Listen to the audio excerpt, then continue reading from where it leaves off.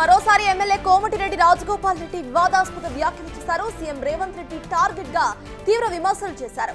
CM తన భాష మార్చుకోవాలని, ప్రతిపక్షాన్ని తిట్టడం మానేసి ప్రభుత్వం ఏం చేస్తుందో చెప్పాలని అన్నారు. 20 మంది సీమాంధ్ర కాంట్రాక్టర్స్ తెలంగాణను దోచుకుంటున్నారంటూ సంచలన వ్యాఖ్యలు చేశారు. ఆయన ఇంకా 3.5 ఏళ్లు రేవంత్ రెడ్డే సీఎం గా ఉన్నారని, ఆ తర్వాత ఎవరనేది అప్పుడు చూద్దామని అన్నారు. మీ భాష మార్చుకొని, మీ హవభావాలు మార్చుకొని, తక్కువ మాట్లాడి మంత్రివర్గంలో ఇంకా చాలా అందరికి మాట్లాడే అవకాశం ఇచ్చి మేధావులతో డిస్కస్ చేసి రాబోయే రోజుల్లో ఒక మంచి ప్రశాంతమైన వాతావరణంలో, అంటే దాన్ని ఏమంటారంటే ఒక కూల్ మైండ్ తోటి, ఆవేశం అక్కర్లేదు. ఇంకా 3.5 ఏళ్ల గవర్నమెంట్ ఉంది, ముఖ్యమంత్రి మీరే ఉంటారు. ఆ తర్వాత ఎవరుంటారు అనేది అప్పుడు చూద్దాం. తర్వాత ఎలక్షన్స్ అయిన తర్వాత కాంగ్రెస్ పార్టీ హైకమాండ్ ప్రజలు తీర్పిచ్చిన దాన్ని బట్టి నిర్ణయం చేద్దాం. అప్పటి వరకు మీరే ఉంటారు. అప్పటిదాకా ఆవేశపడకుండా, గంటలు మాట్లాడకుండా, ఆ గంటలు అనే స్పీచ్లు తక్కువ చేసి పని మీద ఎక్కువ శ్రద్ధ చూపిస్తే మంచిదని చెప్పి నా సలహా. ఇంతకంటే ఎక్కువ నేను చెప్పలేను. కాళేశ్వరం కమిషన్ గురించి, కాళేశ్వరం ప్రాజెక్టు మీద పీసీ ఘోష్ నివేదిక మీద చర్యలు తీసుకుంటామని చెప్పి అసెంబ్లీలో చర్చించి ముఖ్యమంత్రి గారు ప్రకటించారు. కాబట్టి ముఖ్యమంత్రి గారికైనా ప్రభుత్వానికైనా నా సలహా ఏంటంటే, తెలంగాణ ప్రజలు 10 ఏళ్ల కాలంలో కేసీఆర్ కుటుంబంతో పాటు సీమాంధ్ర పెట్టుబడిదారులు ప్రాజెక్టుల పేరు మీద మిషన్ భగీరథ అని, sand mafia, land mafia, liquor mafia లక్షల కోట్లు దోసుకొని రాష్ట్రాన్ని అప్లపాలు చేసిన మాట వాస్తవము. మీకు 20 నెలలు అయింది ఇప్పటి వరకు. పీసీగో మన రిపోర్ట్ ఇప్పుడు వచ్చింది. మీ పుణ్యకాలం అంతా మీరు ఈ రిపోర్ట్లతోటి, ఈ కమిషన్లతోటే గడిచిపోయేటట్టుంది. తెలంగాణ ప్రజలు ఎదురు చూస్తుండ్రు. తెలంగాణ ప్రజలకు మాట ఇచ్చినాం, దోపిడికి వ్యతిరేకంగా ఎవరైతే అవినీతి పాల్పడ్డారో వాళ్ళని బయటికి తీసుకొచ్చి జైల్లో పెడతామని చెప్పి నేను కూడా అన్నా, మన ప్రభుత్వం కూడా అన్నది. కాంగ్రెస్ పార్టీని తీసుకుంది. 20 నెలలు అయింది. ఇంతవరకు ఏం చేసిండ్రు ఇప్పటివరకు? ఇప్పటికే చాలా ఆలస్యం అయింది. ఇప్పటికైనా మీరు మాటలు తక్కువ చేసి అవినీతి పట్ల అందరినీ జైల్లో పెట్టాల్సిన బాధ్యత, దోపిడీ చేసిన తెలంగాణను దోపిడీ చేసి లక్షల కోట్లు దోసుకుని అప్పులపాలు చేసిన వ్యక్తిని ఎవరిని కూడా వదిలిపెట్టి వీలైనంత త్వరగా అరెస్ట్ చేసి జైల్లో పెట్టాలి. బంకచర్ల విషయంలో ఏపీ ముఖ్యమంత్రి చంద్రబాబుతో రేవంత్ రెడ్డి కుమ్మక్కయ్యని చెప్పి బీఆర్ఎస్ ఆరోపిస్తుంది. బీఆర్ఎస్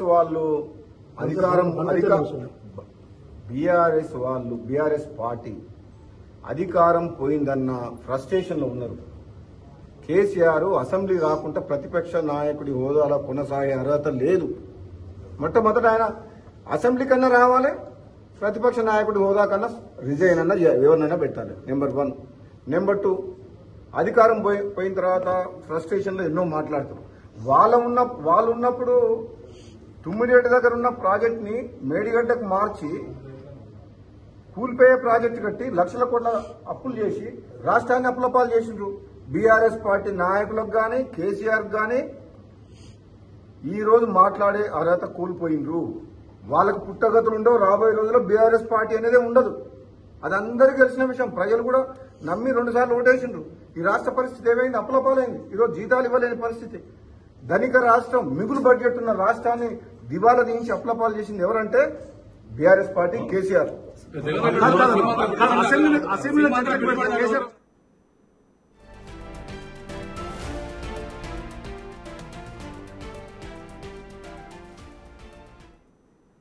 అయితే కోమటిరెడ్డి రాజగోపాల్ రెడ్డి నిన్న కూడా ఇటువంటి హాట్ కామెంట్స్ చేశారు. అసలు నిన్న ఆయన ఏం మాట్లాడారో ఇప్పుడు చూద్దాం. ఎవరో ఈ మధ్య ఏదో మాట్లాడుతున్నారు. నేను ఏదైనా మాట్లాడితే మంత్రి పదవి రాలేదని మాట్లాడుతున్నారు. అరే మంత్రి కావాలంటే ఎలిమినగర్ పోర్ట్ చేసుకొని మంత్రి ఇస్తామని చెప్పిర్రు. నాకు వద్దని, నాకు మునుగోడు ప్రజలు కావాలని నేను ఇక్కడికి వచ్చిన.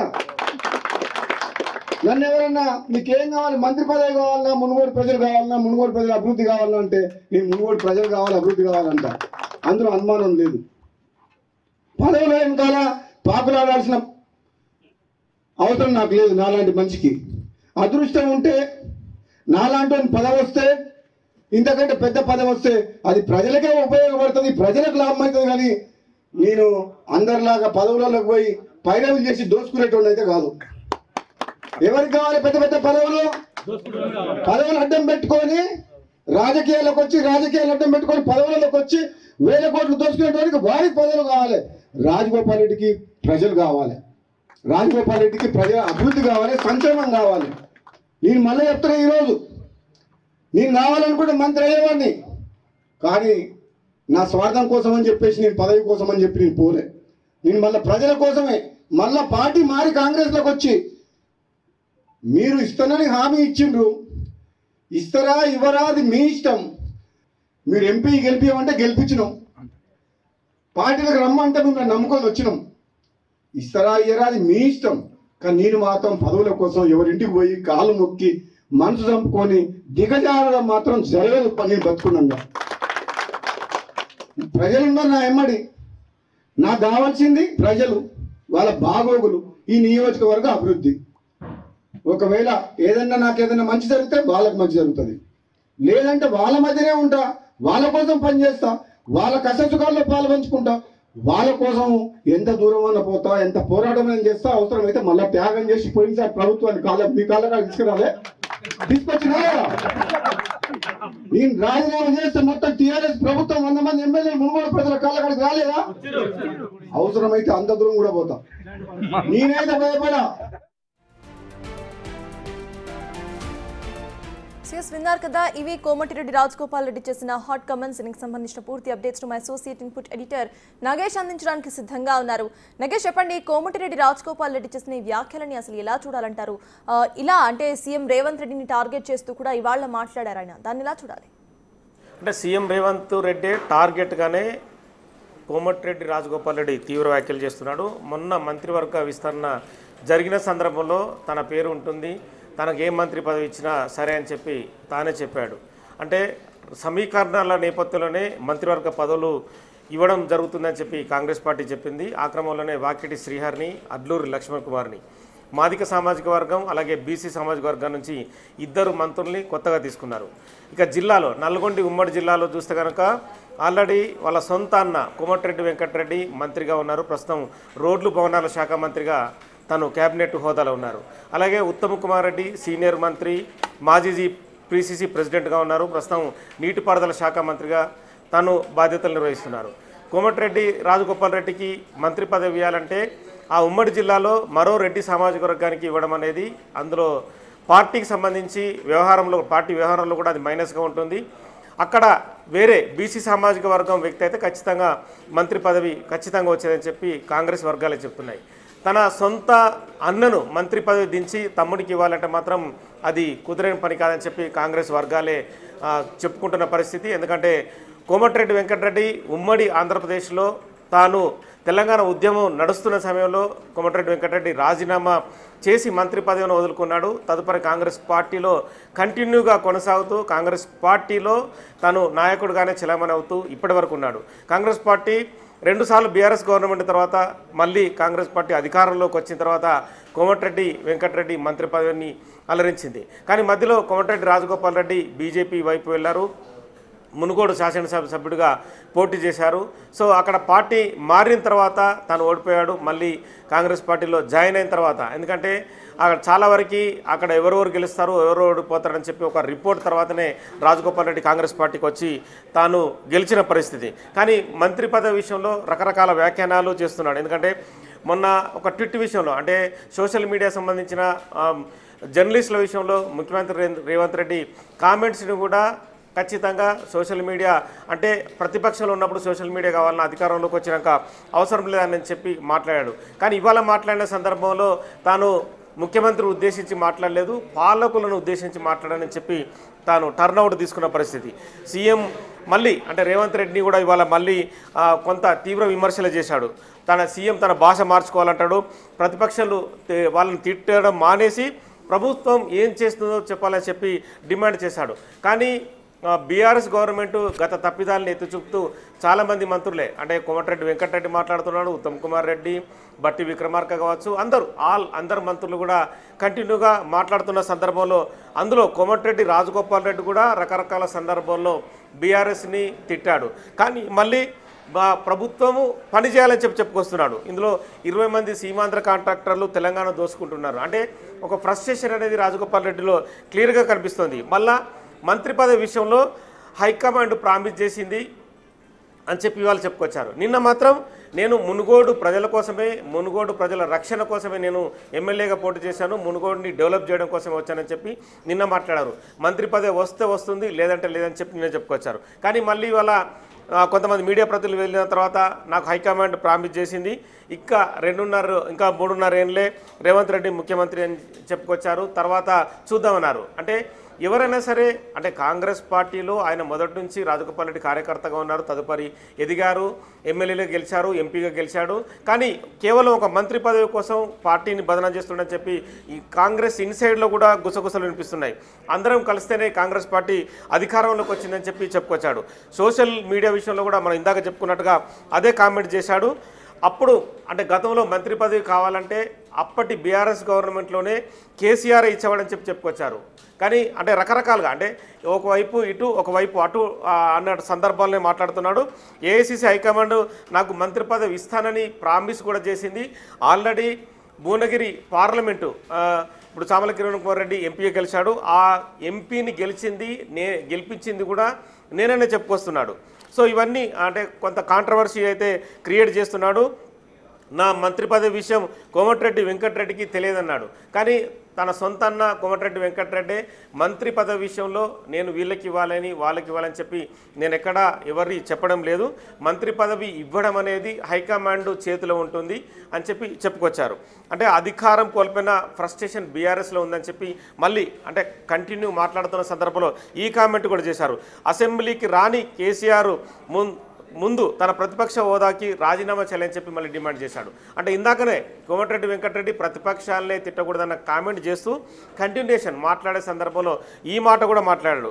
రేవంత్ రెడ్డి కమిషన్ల పేరుతో కాలయాపన చేస్తున్నారనే ఒక మళ్ళీ విమర్శను తీసుకొచ్చారు. కాళేశ్వరం అవినీతిపై కఠిన చర్యలు తీసుకోవాలంటాడు, బాధ్యులపై ఎందుకు చర్యలు తీసుకోవాలని చెప్పి డిఫరెంట్ వ్యాఖ్యలు కూడా మునుగోడు ఎమ్మెల్యే రాజగోపాల్ రెడ్డి చేసిన పరిస్థితి. అంటే నిన్నకి ఇవాటికి 24 గంటల టైం కూడా మారలేదు. నిన్న మాట్లాడిన మాటలు కూడా అంటే పార్టీలోకి నేను వస్తున్నప్పుడే నా డిమాండ్ ప్రకారమే నాకు మంత్రి పదవి ఇస్తానంటేనే నేను మునుగోడు ఎమ్మెల్యే పదవికి పోటీ చేస్తానని చెప్పి చెప్పుకొచ్చారు. అంటే మునుగోడుకి అంటే మంత్రి పదవి వస్తే మునుగోడు ప్రజలకే మంచి జరుగుతుందని చెప్పి అక్కడ ప్రజల ఆలోచన అని చెప్పి చెప్పుకొస్తున్నారు. అంటే రాజకీయాలకు వచ్చే పదవులను అడ్డుపెట్టుకొని సంపాదించే వాడిని కాదని చెప్పి చెప్తున్నారు.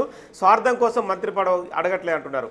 సో డిఫరెంట్ కామెంట్ని అయితే కోమటిరెడ్డి రాజగోపాల్ రెడ్డి చేస్తున్నాడు. కోమటిరెడ్డి వెంకటరెడ్డి అయితే తాను ఎక్కడ కూడా తన తమ్ముడికి పదవి ఇవ్వాలని చెప్పి డిమాండ్ చేయలేదు అంటున్నాడు. కానీ రాజకీయ సమీకరణాలు, కుల సమీకరణలు అన్నీ ఆలోచించే ఏ పార్టీ అని నిర్ణయం తీసుకుంటుంది. ఈ క్రమంలోనే కోమటిరెడ్డి రాజగోపాల్ రెడ్డి మాత్రం తనకు మంత్రి పదవి అనేది ఇక రాదు అన్న సందర్భంలోనే ఈ మాటలు మాట్లాడుతుండనేది కూడా కోమటిరెడ్డి రాజగోపాల్ రెడ్డి చెప్పాల్సిన అవసరం కనిపిస్తుంది. కోమటిరెడ్డి రాజగోపాల్ రెడ్డి అంటే అంత ఉద్దండులైన జిల్లాలో, నల్గొండ జిల్లాలో అందరూ సీనియర్ లీడర్లే, అందరూ ఉద్దండులైన వారే.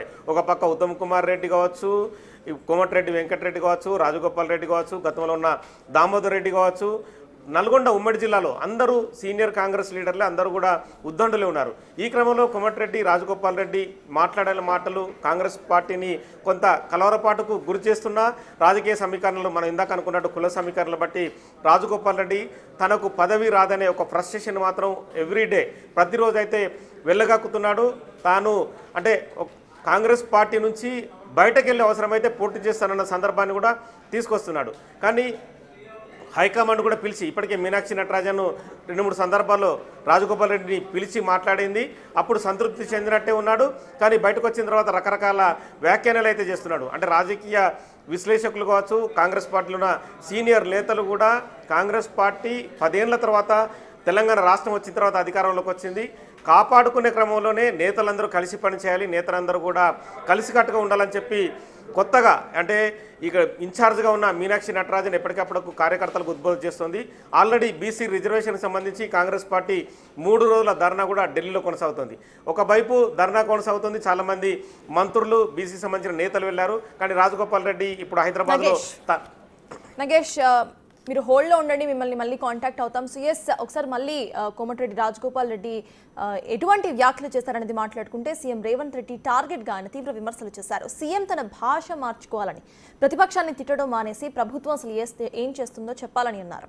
20 మంది సీమాంధ్ర కాంట్రాక్టర్స్ తెలంగాణను దోచుకుంటున్నారంటూ సంచలన వ్యాఖ్యలు చేశారు ఆయన.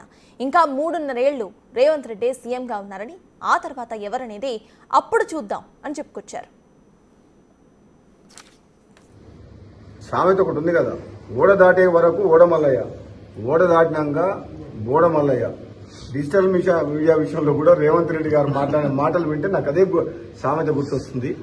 కానీ ముఖ్యమంత్రి రేవంత్ రెడ్డి గారికి కూడా నా సూచన ఏంటంటే, నేను కాంగ్రెస్ పార్టీ ఎమ్మెల్యేగా మీ భాష మార్చుకొని, మీ హవభావాలు మార్చుకొని, తక్కువ మాట్లాడి, మంత్రివర్గంలో ఇంకా చాలా అందరికి మాట్లాడే అవకాశం ఇచ్చి, మేధావులతో డిస్కస్ చేసి, రాబోయే రోజుల్లో ఒక మంచి ప్రశాంతమైన వాతావరణంలో, అంటే దాన్ని ఏమంటారంటే ఒక కూల్ మైండ్ తోటి, ఆవేశం అక్కర్లేదు. ఇంకా 3.5 ఏళ్ల గవర్నమెంట్ ఉంది, ముఖ్యమంత్రి మీరే ఉంటారు.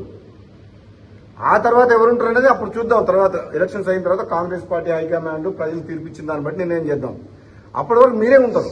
అప్పటిదాకా ఆవేశపడకుండా, గంటలు మాట్లాడకుండా, ఆ గంటలు అనే స్పీచ్లు తక్కువ చేసి పని మీద ఎక్కువ శ్రద్ధ చూపిస్తే మంచిదని చెప్పి నా విన్నారు కదా, తాను చెప్పాల్సింది చెప్పేశాక తాను సీఎం రేవంత్ రెడ్డిని టార్గెట్ చేస్తూ వ్యాఖ్యలు చేయటం లేదంటున్నారు రాజగోపాల్ రెడ్డి. తాను కేవలం సలహాలు, సూచనలు మాత్రమే ఇస్తున్నానని, నేరుగా కలిసే అవకాశం దొరికినప్పుడు పోస్టులు పెడుతున్నానంటూ కవర్ చేసే ప్రయత్నం అయితే చేశారు. నేను రేవంత్ రెడ్డి గారికి సలహాలు, సూచనలు ఇస్తున్నా, విమర్శన చేయట్లేదు. అది కూడా ట్వీట్లో కూడా పాలకులు అన్న, ముఖ్యమంత్రి అనలే, రేవంత్ రెడ్డి అనలే. పాలకులు ఎవరైనా సరే, ముఖ్యమంత్రి కావచ్చు, మంత్రులు కావచ్చు, ఎవరైనా సరే డిజిటల్ మీడియా సోదరులని అవమానించకూడదు, అది సబబు కాదు అని చెప్తున్నా. ఇప్పుడు కూడా రేవంత్ రెడ్డి గారికి, ముఖ్యమంత్రి గారికి మంచి పనులు చేయండి, ఆవేశపూరితమైన ప్రసంగాలు మాట్లాడి ప్రతిపక్షాలను తిట్టి ప్రజలందరూ అసహించుకుంటున్నారు. మీరేం చేస్తారో చెప్పండి, మీరు ఇచ్చిన మాట నిలబెట్టుకోండి, కానీ ఊరికే 20 నెలల నుంచి మాది సేమ్ అనకండి అని ప్రజలు అనుకుంటున్న విషయాన్ని చెప్తున్న తప్పితే, నేను వ్యక్తిగతంగా ఈ కాంగ్రెస్ పార్టీ 5 ఏళ్లు ప్రభుత్వం కొనసాగాలి, ఇది పేదల ప్రభుత్వం, ఇది పేదల పార్టీ, నేను కూడా కాంగ్రెస్ పార్టీ అంటే అభిమానంతో చెప్తున్నా. ఈ మాత్రం చెప్పకుంటే కూడా రేపు కాంగ్రెస్ పార్టీకే నష్టమవుతుంది. మా కాంగ్రెస్ పార్టీ నాయకులు కొందరు ఏదైనా తప్పు మాట్లాడితే డైరెక్ట్గా వాళ్ళతో కలిసి మాట్లాడే అవకాశం లేనప్పుడు ట్వీట్ ద్వారా నా ఆలోచన వెలిపిస్తూ, ట్వీట్ ద్వారా నా ఆలోచన చెప్తున్నా అందరికీ. అక్కడ నేను ఒక్కరిని ఉద్దేశించి చెప్పట్లేదు, ఎవరైనా సరే ఈ విధంగా చేస్తే బాగుంటుంది అని చెప్తున్నా. అందువల్ల కాంగ్రెస్ పార్టీకి లాభం అవుతుంది. ఎవరైనా తప్పుడు మాట్లాడినా సరి చేసుకుంటారన్న ఉద్దేశం, ఆలోచన. Yes, we'll go back to Nagesh. Nagesh, చెప్పండి, ప్రజెంట్ మనం చూసాము, ముందుగా ఏమో ఇటు కాంగ్రెస్ పార్టీని సీఎం రేవంత్ రెడ్డిని విమర్శిస్తూ మాట్లాడుతూ, ఆ తర్వాత జస్ట్ ఎలా పనిచేయాలో మాత్రమే చెప్తున్నా, నేను సీఎంని టార్గెట్ చేయలేదు, డైరెక్ట్గా దొరికే అవకాశం ఉండుంటే డైరెక్ట్గా చెప్పేవాడిని, దొరకలేదు కాబట్టి ట్వీట్ చేశానంటున్నారు. అసలు ఎలా చూడాలంటారు? రాజగోపాల్ రెడ్డి అనుకుంటే డైరెక్ట్ సీఎం రేవంత్ రెడ్డిని కలవచ్చు, సీఎం రేవంత్ రెడ్డిని కలిసి ఏ విషయమైనా చెప్పచ్చు. కానీ బయట నుంచే రాజగోపాల్ రెడ్డి తీవ్ర విమర్శలు గుప్పిస్తున్నాడు. నిన్న ఇవ్వాలని కాకుండా కూడా గత కొద్ది రోజులుగా కూడా సేమ్ ఇదే కంటిన్యూషన్. అంటే మంత్రి పదవి అనేది పెద్ద విషయం కాదంటాడు, కానీ మంత్రి పదవి ఇస్తే మునుగోడు ప్రజలకు సేవ చేస్తానంటాడు.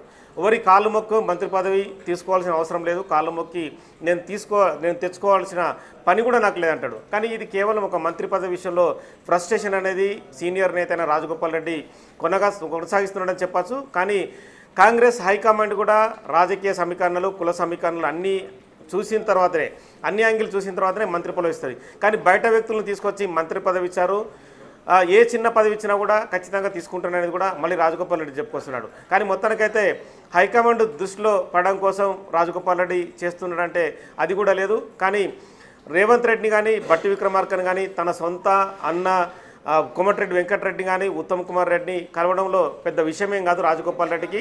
రెగ్యులర్గా ఉమ్మడి నల్గొండ జిల్లాలో కార్యక్రమాలు జరుగుతున్న సందర్భంలో కూడా వీళ్ళంతా కలుసుకునే ఉంటారు. మొన్న రీసెంట్గా జరిగిన కార్యక్రమాలు కూడా, అంటే రేషన్ కార్డుల ప్రారంభోత్సవ సందర్భంలో కూడా ముఖ్యమంత్రి రేవంత్ రెడ్డితో కూడా తను పార్టిసిపేట్ చేసిన సందర్భం. కానీ మంత్రి పదవి ఈ మధ్య కాలంలో మంత్రివర్గ విస్తరణ లేదు అన్న ఫ్రస్ట్రేషన్ అయితే రాజగోపాల్ రెడ్డి కనిపిస్తుంది. అసహనంతోనే కొన్ని మాటలైతే తాను వదులుతున్నాడు. మరి కాంగ్రెస్ పార్టీ కూడా ఇవన్నీ కూడా గమనిస్తుంది. క్రమశిక్షణ కమిటీ చైర్మన్గా ఉన్న మల్లు రవి రాజగోపాల్ రెడ్డిని పిలిచి మాట్లాడే అవకాశం కనిపిస్తుంది.